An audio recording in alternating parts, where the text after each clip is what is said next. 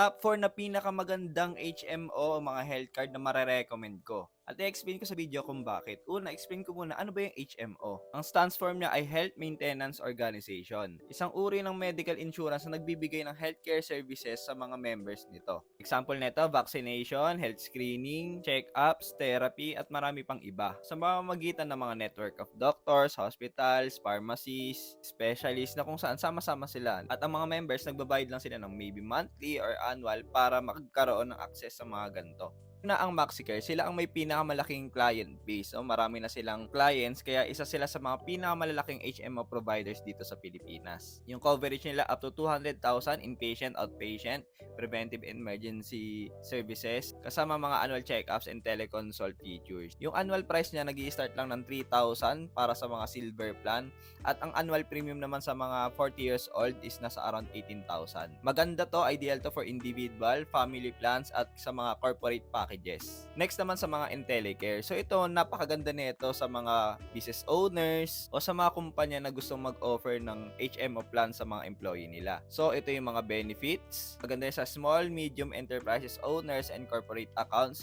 dahil sa business-related health plans nito. Next naman natin is yung Medicard Philippines. So, wide yung experience nila, for decades na sila sa healthcare industry at napaka-affordable ng mga plans nila. 3,000 lang per year at ang coverage mo, benefit mo ay nasa around 95,000 to 150,000. Ang kagandahan nito, may unique feature na yung mga unused fund o hindi nagamit is ibabalik sa mga members. So, basically, maganda nito sa mga individuals at sa mga OFWs and doon sa mga naghahanap ng mga budget-friendly na option. Kasi ito pa, meron pang refund feature to kapag hindi nagamit. Last but not the least, yung PhilCare. So, holistic yung approach nila and nagpo-focus talaga generally and overall wellness with plans addressing different aspect ng health. So, overall wellness sila. Kaya ayan, comprehensive yung plans na meron sila. Up to 300,000 ang maximum benefit limit nila. At ang kagandahan dito, kadalasan nagko-cover sila ng mga pre-existing conditions. Siyempre, may mga exceptions yan. Recommended to sa mga tao naghahanap ng comprehensive na health plans that emphasize overall wellness and lifestyle benefits. Basically, may kanya-kanya silang advantage at sa apat na yan, ang IntelliCare lang yung hindi ko kayang i-offer. The rest, kaya ko siyang i-offer. Kung interested kayo, click the link in my bio and send me a message.